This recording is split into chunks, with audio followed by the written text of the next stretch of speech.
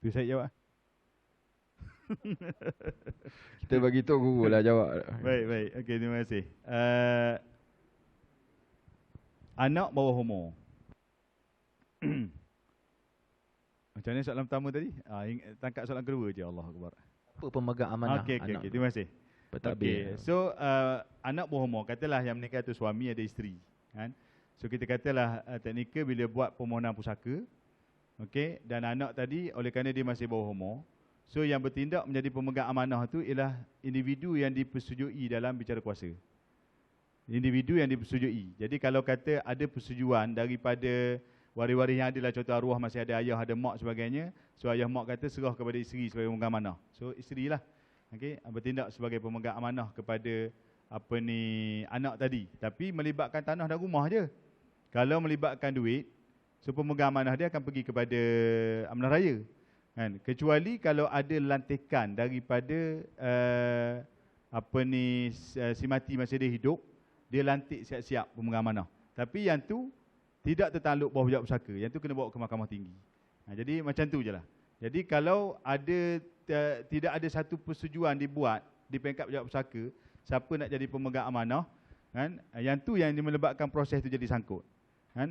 Dia akan jadi sangkut. Tapi biasanya penyudahnya, kan, benda tu akan pergi kepada ibu lah, kan? Sebab dia biasanya ibu yang bertindak sebagai pemohon dan sebagainya. Okey, itu yang pertama. Yang kedua, dari segi yang kedua tadi, takharus. Okey, seperti yang kita sebut, syarat takharus, anak bawah umur tak boleh nak takharus.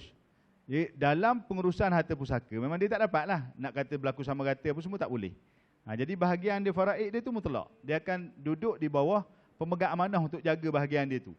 Waris lain yang kata nak bertakharus, takharus lah. Nak bagi sama rata lah, ataupun nak bagi ke mak kepada isteri, bagilah. Tapi yang anak bawah umur tadi, dia tak boleh melepaskan hak. Jadi hak dia tetap ada, faraid dia tu. Kalau lelaki 2 bahagian, kalau perempuan, dia beza. Kalau perempuan tak ada masalah. Sebab kalau perempuan, bila berlakunya takharus daripada waris lain, so dia akan dapat lebih. Dia akan dapat lebih. So tak ada isu. Dia kalau anak bawah umur ni lelaki tu dia sangkut. Jadi dia berhak terima kadar faraid dia. Okay, itu berlaku takharus. Cuma saya nak share sikit, yang kita sebut tadi tu, dia berkait dengan harta dalam bentuk yang kita submit, yang kita mohon. Bagaimana harta-harta kecil-kecil? Kita anggap kecil lah, kan? Contoh kata pakaian, yang kita sebutkan, semua harta peninggalan si mati pusaka. Pakaian, alat-alat dia dan sebagainya. So macam mana hak anak bawah umur tadi? Faham tak tuan-tuan? Saya nampaklah dari segi urufnya, kalau katalah kita tak nak usik bahagian anak bawah umur tadi, sampai pakaian tu disimpan, tak boleh ni sebab kita ada anak bawah umur. Kita tunggu dia balik, kan? Baru umur 2 tahun nak tunggu balik lagi 10 tahun, 12 tahun, kan? Dan buruk dulu pakaian, repuk dulu. Jadi pada penilaian saya dari segi urufnya, kita boleh bertindak untuk settlekan pakaian tadi. Cuma kita cadangkan, kita letakkan waris-waris yang cukup umur tu bagi satu jaminan kepada anak yang bawah umur tadi dengan cara ganti dalam bentuk nilai dan sebagainya, kan? Itu lebih baiklah langkah. Ataupun saya ada pengalaman macam ni. Ada seorang sahabat meninggal, kita lah macam kita berkawan, sama-sama kawan kita. Kita meninggal, ada kawan kita datang minta dengan isteri kita macam satu bentuk barang kenangan lah, pakaian, kan? Contoh kata, ustaz dah meninggal tu minta jubah dia selai, kan, buat kenangan. Contoh macam tu lah. So isteri boleh bagi tak? Isteri boleh bagi sebab dia dah boleh bertakharus. Waris lain yang cukup umur boleh bertakharus. Tapi macam mana dengan anak bawah umur tadi? Dia tak boleh nak bertakharus. Tapi takkanlah kita nak kata sampai tak boleh nak selesaikan benda tu, kan? Jadi kita cadangkan, ni idea kita cadangkan, kalau kata waris yang cukup umur tu boleh bagi jaminan ganti kepada anak bawah umur tadi, itu pun boleh. Ataupun kawan yang datang menyumbang, kawan yang datang minta barang kenangan tadi, dia bayar atas nilai anak bawah umur tu sebagai ganti. Benda-benda macam itulah yang kita nak kena halusi dari sudut barang-barang yang lain lah. Wallahu a'lam. Ada soalan lagi? Okey, saya bacakan soalan yang saya dapat 2 soalan Ustaz. Ya. Kau Ustaz nak baca?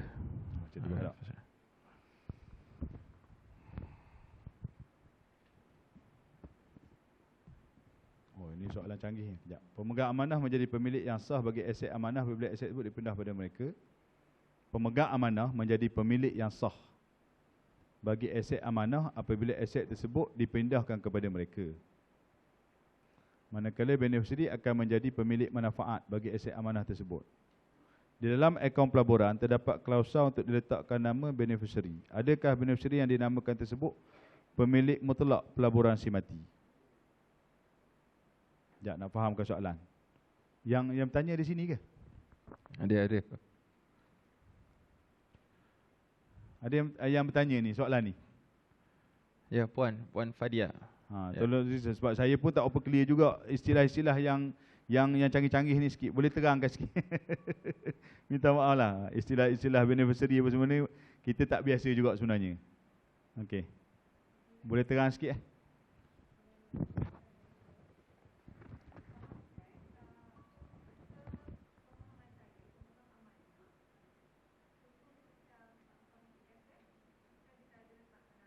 Penama.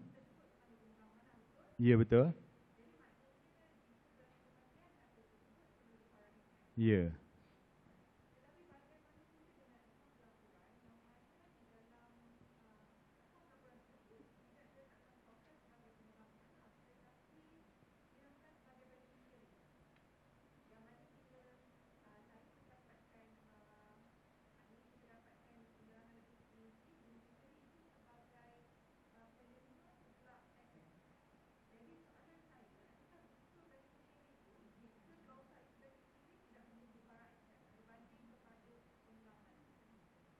Oh, jadi sekarang ni isu dia pada istilah beneficiary itulah.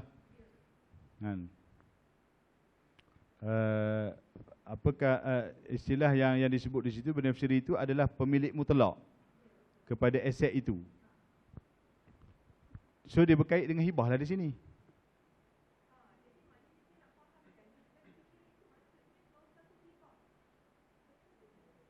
Okay. Ustaz ada maklumat? Ustaz tolong jelas sikit dalam kewangan.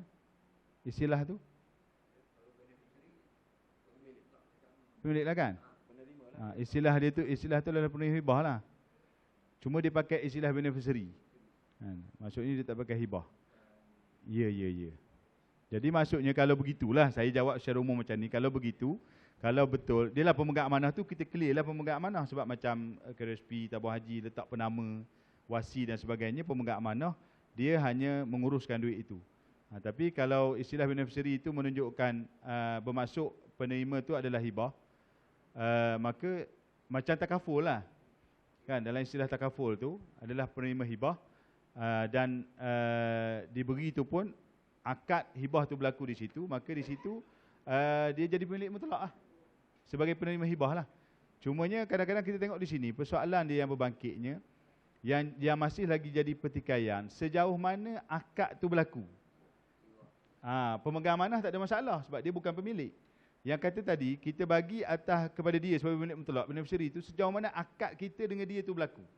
Maksudnya, bila dalam isu hibah ni, dia kena ada akad. Akad ni ijab qabul perlu.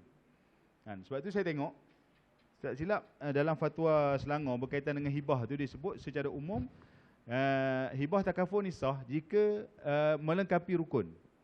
Maksudnya rukun tu kita tengok adanya hak paling penting akad ijab qabul lah. Persoalan sekarang ni kalau kita tengok bentuk-bentuk pemberian dalam bentuk macam kata-kata tadi tu, dia berlaku yang lain. Harta ada, penerima ada, pemberi ada, penerima ada. Cuma kita tengok dari segi akad tu dia macam tak berapa habis. Sebab ada pemberi dia sebut, dia tulis, tapi yang qabul tu tak ada. Situ yang ada sedikit pertikaian lah. Tapi kalau macam dalam sistem takaful, benda tu dah digazetkan dalam akta dan sebagainya, so dia tu pakai. Tapi kalau benda tu dipanjangkan, pada saya dipanjangkan ke peringkat perundangan, mahkamah dan sebagainya, so mungkin masih lagi boleh dicabar dan jadi pertikaian. Tapi kalau dari sudut zahir yang disebut tadi, maka ia adalah pemilik mutlak. Wallahualam. Wallahualam. Baik. Saya dapat soalan tentang isu wasiat, Ustaz. Allah sebut kat belakang ghairu mudar, mesti wasiat tu tidak memudaratkan. Cuma biar saya jawab, Ustaz. Jawab. Ayat tersebut ghairu mudar. Nak buat wasiat jangan memudaratkan. Jadi Ibnu Abi Hatim, bagus soalan ni sebab kita pun tak cara kadang perkataan mudar situ. Jadi maksudnya situ ialah bila mana kita buat wasiat, jangan sekali-kali menyebabkan wasiat tersebut kita buat satu benda yang mendatangkan mudarat kepada waris. Contoh, kita wasiat kalau mak mati, kamu jangan bagi, contoh, kalau aku mati jangan bagi pada abang kamu. Itu wasiat yang memudaratkan. Kalau ataupun dia melampaui wasiat tersebut dengan buat satu perkara yang menyusahkan waris, itu juga tak boleh. Ghairu mudar. Adapun tentang wasiat kepada waris, itu kita dah bahas tadi tentang wasiat kepada waris. Nabi kata la wasiyata liwarisin, tidak ada wasiat kepada ahli waris kecuali pada hadis yang lain, kecuali dipersetujui oleh waris-waris yang lain. Jadi mudarat sini kata ulama begitulah, sedikit sebanyak yang boleh saya sebutkan kepada tuan-tuan pada pagi ini, pada petang ini. Ada soalan lagi. Emak mertua saya ada meninggalkan barang peribadi seperti pinggan, mangkuk, periuk belanga yang banyak. Jadi boleh tak tolong kongsikan cara-cara untuk laksanakan pembahagian harta-harta kecil tersebut sama waris? Adakah perlu nilaikan setiap satu barang? Saya bagi Ustaz Khusairi rehat sekejap, saya jawab. Jadi dalam isu barang-barang, sebab dia mudah, saya jawab lah. Dalam isu-isu benda kecil-kecil, baju dalam ke, telekong ke dan sebagainya, mungkin bagi kita anggap dia tu tidak bernilai. Ada setengah orang kata tak bernilai. Jadi dipakat dan ikut dan dia ambil je, pinggan, mangkuk dan sebagainya. Tapi kita kena ingat, fi kulli saqitatin laqitah. Setiap benda yang orang buang ni ada orang kutip. Nah, mungkin kita kata kita buang tak ada nilai, tapi saya pernah jumpa satu baju, cebak dia depan tulis Hawaii, dia jual di bandel, harganya 1,000. Ustaz, selah. Kita tengok baju tu pun muntah tengok baju, tapi peminatnya beli 1,000. Jadi macam mana nak buat? Yang pertama, kita ada WhatsApp group, kita kena declare lah. Kalaulah kita kata contoh kita ambil kain batik selah. Kena maklum dalam WhatsApp group ni kain batik arwah mak. Siapa nak? Semua buat macam ni tangan. Ikon ni apa panggil dia? Emoji. Emoji kata tak nak. Kalau tak nak, boleh tak saya ambil? Semua kata gini. Saya ambil, tak ada masalah. Tapi kalau ditunjuk contoh jam Rolex ayah, contoh jam, semua tunjuk macam ni. Ada seorang tunjuk gini kalau kamu ambil tak? Jadi yang tu kita kena bida.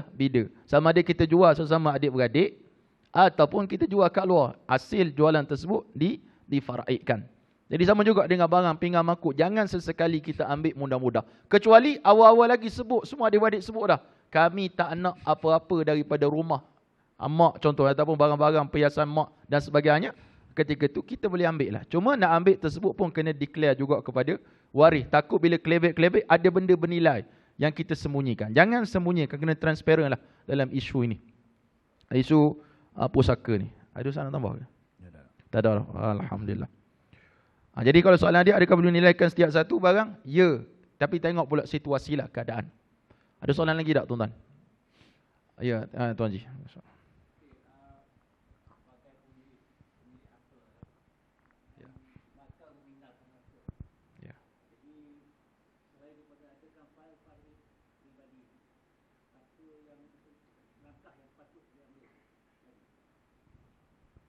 Selain, okey, faham.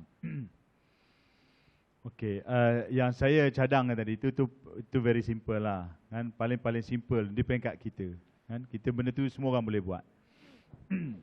Cuma kalau tanya lagi apa langkah? Ni melibatkan perancangan semasa kita hidup lah, pengurusan melibatkan perancangan masa kita hidup. Apa lagi langkah yang boleh kita buat kata semasa kita hidup sebelum kita mati? So melihatlah kepada situasi kita sendirilah. Contoh kita tengok hari ni, kita percaya wujudnya di luar sana ada agensi-agensi yang dikatakan antaranya mempromosi disebut wasiat. Sebenarnya di situ promosi itu dia lebih kepada wasiat pentadbiran. Kan? Pentadbiran pusaka. Sebenarnya yang tuan-tuan kalau dulu yang daftar dengan amanah raya kan, kalau bank rakyat dan sebagainya dulu tu kan, itu pun wasiat melantik amanah raya sebagai wasi, itu sebenarnya wasiat pentadbiran pusaka lah. So kita buat persediaan, maksudnya kalau kita meninggal, ada pihak yang akan bantu untuk menguruskan harta pusaka kita. Itu maksudnya begitu. Jadi kalau macam kita ni kita sendiri merasakan kalau kita meninggal dengan anak kita yang kita tak yakin dengan dia orang boleh bantu urusan pusaka kita ataupun tidak. Contoh kata macam kita meninggal, anak kita pun kecil lagi, tak reti nak urus, isteri pun tak tahu apa-apa pasal pusaka ni. So kita lihat di situ ada keperluan untuk kita mencari satu pihak yang kalau kita mati nanti dia berhak, dia boleh membantu untuk menguruskan harta pusaka kita, kan? Dan cuma kita kena jelaslah dari sudut prosedur, proses, kos-kos tertentu contohnya, kan? Berapa yang belanja diperlukan dan sebagainya. Itu kita kena ambil maklumat yang lebih jelaslah sebelum kita register ataupun mendaftar. Jadi itu antara perancangan kita jugalah kalau kita naklah. Tuan-tuan boleh carilah, saya tak nak sebutlah di sini. Nanti kan bias ada sahabat-sahabat kita pula, ni syarikat ni kan. Sebab saya tak ada kepentingan apa-apa dengan mana-mana syarikat agensi dan saya pun bukan ejen wakil kepada mana-mana syarikat. Tapi terpulang, kalau tuan-tuan rasa macam ada satu pihak yang mampu untuk membantu, tuan-tuan boleh untuk buat perancangan yang sebegitu. Itu salah satunya lah. Sebab pengalaman saya dalam urusan pusaka ni sebenarnya, bila kita bantu KK Pusaka, apa yang kita jumpa ialah kelemahan di peringkat waris, dia tak tahu macam mana cara nak mengurus. Dia bela, dia tak tahu. Tidak ada orang yang boleh bagi nasihat yang terbaik dan sebagainya, kan? Tak jumpa, seumpamanya lah. Jadi di situlah kalau ada pihak yang kita dah sediakan untuk bantu, so kita boleh bersedia sebegitu. Wallahualam. Okey, saya rasa kita akan berhenti mungkin part suku ataupun part 20 sebab Ustaz nak pergi buat lawatan sekejap di Komplek Baitul Diyak. Malam ni pun dia ada program. Jadi kita nak bagi dia rehat sekejap lah, tuan-tuan. Jadi soalan terakhir saya kira, sekiranya anak-anak telah faraidkan harta ayah sebelum bayar hutang ayah, dosa tak anak tu, Ustaz? Okey, terima kasih.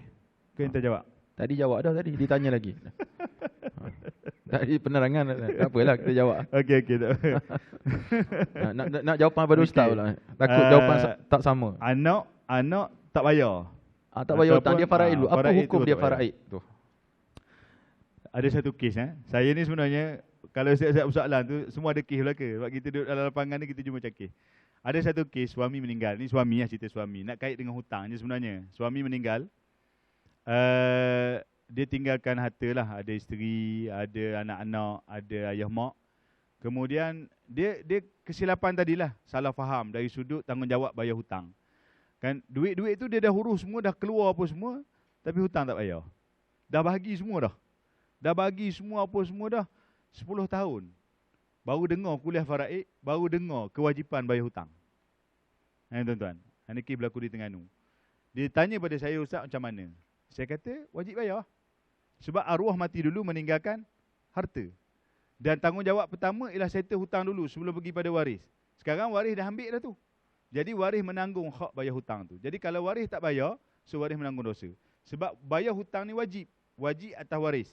Dan kalau waris tak bayar, waris tanggung dosa, kesan dia siapa yang tanggung juga? Arwah tu ada kesan. Kan? Si mati pun tetap ada kesan di situ. Jadi semua kena main peranan. Jadi menjawab soalan tadi, kalau anak faraidkan harta, kemudian hutang tak bayar, menjadi kewajipan untuk anak tu kira balik, bayar balik hutang tu. Cabaran dia tuan-tuan, balik pada cerita yang saya nak sebut tadi, bila nak bayar hutang, ayah mak tak nak bertanggungjawab dah. Duit pun dah habis dah. Kan? Jadi anak tu, dialah anak di bawah bersama mak. Jadi isteri ni, alhamdulillah, dia rasa tanggungjawab, tak apa Ustaz, saya akan gunakan duit saya, yang saya ada ni, saya nak cover balik hutang arwah, walaupun ada bahagian yang mak ayah dia dah ambil dah. Dia bayar peringkat-peringkat hutang arwah suami. Kan? Itulah kita tengok kadang-kadang orang perempuan ni, sampai begitu dia fikir. Kan? Sayangnya ke suami dia tu, dia fikir sampai ke mati tuan-tuan. Saya banyak kalau nak kongsi cerita-cerita macam ni, kan, soal isteri menanggung hutang. Tapi nak sebutnya, waris wajib tanggung hutang, bayar hutang. Kalau tak bayar, waris tanggung dosa. Kalau ada harta lah. Kalau tak ada harta, tak wajib lah. Kan? Si mati tinggal hutang. Hutang banyak, harta tak ada. Jadi waris nak bayar, afdal, sunat atau waris, bayar dengan harta sendiri. Kasih sayang. Tapi kalau waris kata tak nak bayar lah, harta dah lah tak ada. Hutang pula banyak, kita pula nak kena bayar. Waris tak nak bayar, so waris tak menanggung dosa. Sebab waris tak ada tanggungjawab. Sebab arwah tidak ada harta, tapi arwah kekal menanggung dia punya sengsara sebab hutang tadi. Wallahualam. Wallahu'alamu bissawab. Alhamdulillah. Saya rasa sampai penghujung dah kita ni. Kalau tuan-tuan ada sebarang persoalan, boleh kontak langsung dengan Ustaz Husairi ataupun dengan siapa-siapalah yang sini yang datang. Bukan sekadar untuk mendapat ilmu, dapat barakah daripada majlis ilmu ni, insya-Allah. Jadi tuan-tuan, minta Allah SWT sekalian, saya juga nak wawarkan pada tuan-tuan, insya-Allah masa ke depan nanti kita akan cuba buat satu kursus yang mungkin satu hari sampai malam. Mungkin kita boleh sewa penginapan untuk tidur lah dan sebagainya. Kita akan buat lebih panjang dengan kes-kes pembelajaran munasakhat dan sebagai contoh. Sebab asalnya kita nak bawa ustaz ilmi untuk bersama dengan tuan-tuan pada hari ini untuk tengok kaedah pengiraan. Tapi sebab kan dikatakan untuk belajar munasakhat itu memerlukan kepada kemahiran asas dulu, baru kita boleh belajar benda itu. InsyaAllah kita akan buat pada masa-masa yang mendatang. Terima kasih kepada tuan-tuan yang sudi hadir pada hari ini. Dan saya ucapkan ribuan terima kasih pada Fadil Ustaz Husairi. Dan seperti mana saya maklumkan kepada tuan-tuan, ialah kita anjurkan program ni bukan sekadar untuk belajar faraid, tapi untuk mencari dana bagi Kompleks Baitul Diyak. Tak dapat banyak pun, dapatlah sekadar yang kita tuan-tuan bagi yuran tersebut, kita bayar tu semua ni, dapatlah sikit kepada Baitul Diyak yang boleh kita gunakan untuk masa-masa mendatang insya-Allah. Tapi pada hari-hari berikutnya, kalau tuan-tuan kenal hartawan-hartawan beruang yang banyak duit ni, tuan-tuan boleh sampaikan flyers kepada mereka. Sebab kami di Baitul Diyak sedang mencari hampir 900,000 lagi. Kos keseluruhan 3 juta. Kita dah dapat 2.1 juta. Bukan duit daripada semua, mungkin daripada tuan-tuan. Sikit-sikit kita kumpul, dah dapat 2.1 juta. Kita dah gunakan hampir 1.7 juta. Dan saya sangat suka kalau tuan-tuan dapatlah pergi ziarah ke komplek kami di kampung Cik Zainal. Dan tengok di sana, insya-Allah mungkin satu masa nanti, kita boleh berprogram di Dewan di sana juga, besar juga insya-Allah. Jadi terima kasih kepada Ustaz Qusairi. Sebelumnya kita jemput Al-Fadhil Ustaz Abdul Latif Hamsin, Timbalan Pengurusi Baitul Diyak, untuk menyampaikan sedikit cenderamata kepada Ustaz Qusairi Saleh. Kemudian kita di sisi bergambar, kemudian kita boleh beredar insya-Allah. Tak ada dah makan petang, makan di rumah masing-masing insya-Allah. Di Falyatafaddal ma'zura.